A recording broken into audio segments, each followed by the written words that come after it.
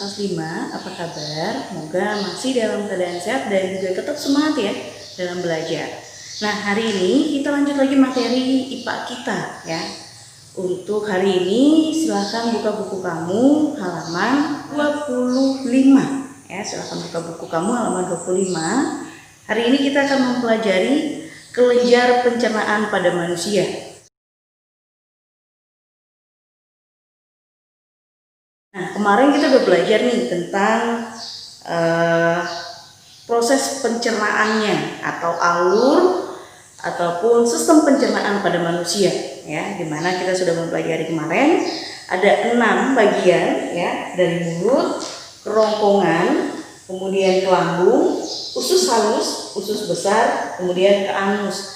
Untuk membedakan usus halus dan usus besar ya, kalau dia berada di bagian dalam itu namanya usus halus. Sedangkan pada bagian luar yang arah menuju anus, nah itu usus besar. Jadi jangan bingung dalam membedakan antara usus halus dan usus besar. Nah, untuk hari ini kita mempelajari kelenjarnya. Nah, kelenjar ini adalah enzim-enzim yang ada di dalam tubuh manusia. Kemarin kita udah belajar nih, ada yang namanya proses secara mekanik, ada yang secara kimiawi. Kalau mekanik itu menggunakan gigi ya untuk menghancurkan, untuk mencerna makanan. Sedangkan kalau dia kimiawi berarti dibantu oleh enzim pencernaan. Nah, karena kita hari ini belajar tentang kelenjar pencernaan pada manusia, kita akan lihat pada bagian-bagian mana aja pada tubuh kita, pada sistem pencernaan kita yang memiliki enzim, atau bagian-bagian mana dari organ tubuh kita yang menghasilkan enzim. Mari kita isi dulu bagian-bagian panahnya ya. Setelah itu kita akan membahas satu persatu pada bagian tubuh kita.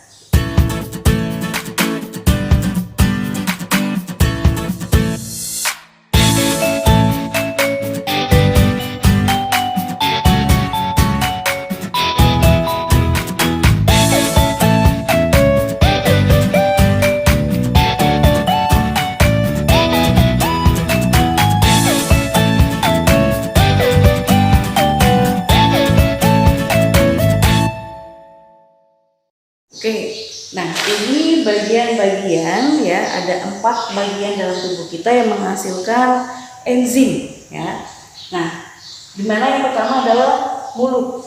Mulut menghasilkan enzim pitialin ya, dimana enzim ini ya berfungsi untuk mengubah zat tepung menjadi zat gula. Makanya kalau kamu saat makan ya, hanya itu kalau kita benar-benar mengunyahnya, maka kita akan merasakan zat gula yang dihasilkan dari karbohidrat ya. Coba aja kamu di rumah, misalnya kamu makan nasi ya, kamu kunyah nasi itu yang kamu makan akan berubah, ada rasa manisnya. Nah, itulah yang disebut dengan zat gula. Oke, selanjutnya adalah hati ya. Pada bagian hati manusia ya, itu menghasilkan cairan empedu ya, yang berfungsi memecah lemak.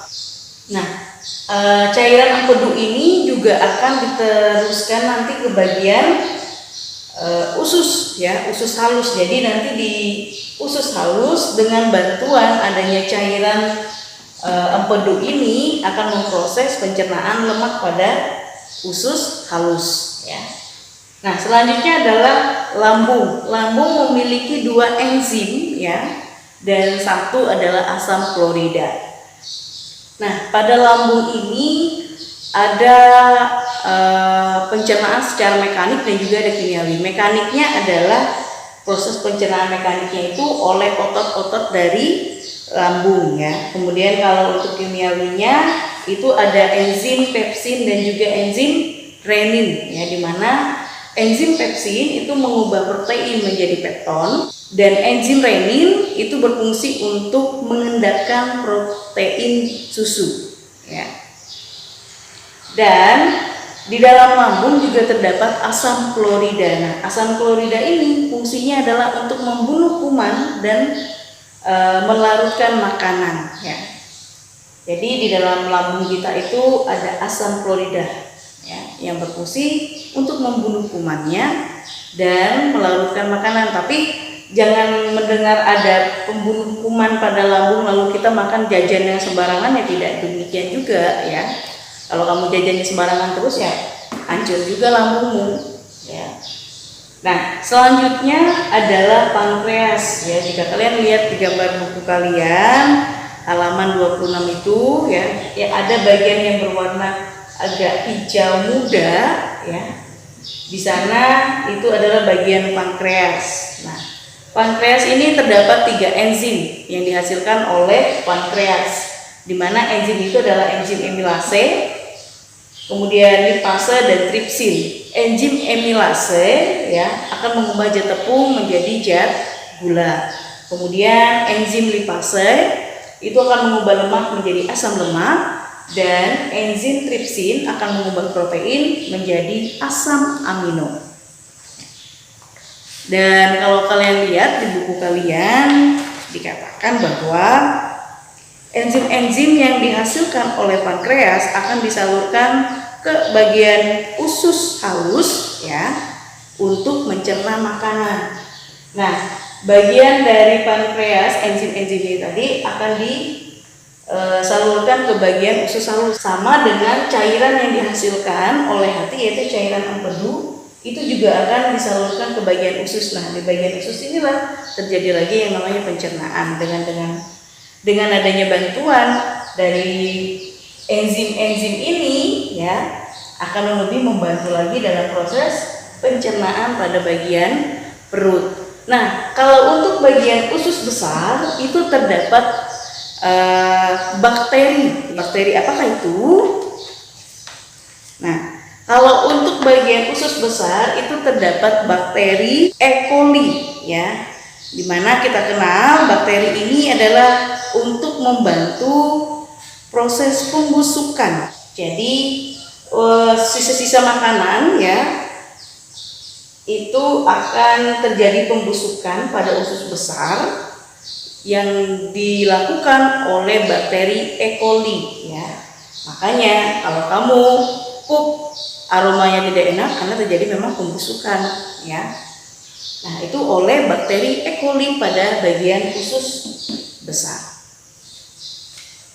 Oke, itulah kelenjar pencernaan pada manusia ya. Jadi kelenjar pencernaan pada manusia itu dihasilkan oleh mulut, lambung, pankreas, dan juga hati. Oke, silahkan kalian tuliskan, Ibu beri waktu untuk kalian menuliskan apa yang sudah kita bahas hari ini. Silahkan.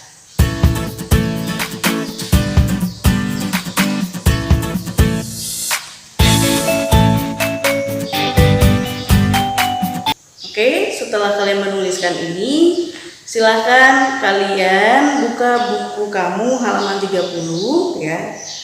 Di Ayo Berlatih, silahkan kalian kerjakan soal nomor 1 dan nomor 2. Silahkan kalian kerjakan di buku latihan kamu ya. Oke, sampai di sini dulu materi kita hari ini tentang kelenjar pencernaan pada manusia. Harap kalian mengerti dan lebih memahami ya. Dengan apalagi dengan adanya latihan kamu lebih mengingat lagi materi ini. Oke, sampai di sini dulu pertemuan kita hari ini. Ingat, tetap sehat, tetap semangat, selalu menjalankan protokol kesehatan ya. Dengan cara selalu menggunakan masker ketika kamu berada di luar, dan tidak lupa mencuci tangan serta jauhi kerumunan orang banyak. Sampai di sini dan sampai jumpa.